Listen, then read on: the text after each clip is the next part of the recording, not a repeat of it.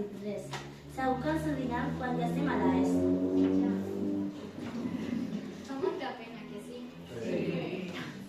Us en recordeu a tercer amb el nostre projecte de tot el que em passa s'alimenta?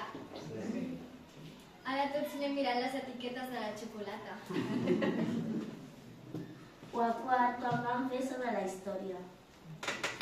O a cinquè, amb els superponents que vam descobrir que la Java no anava llum.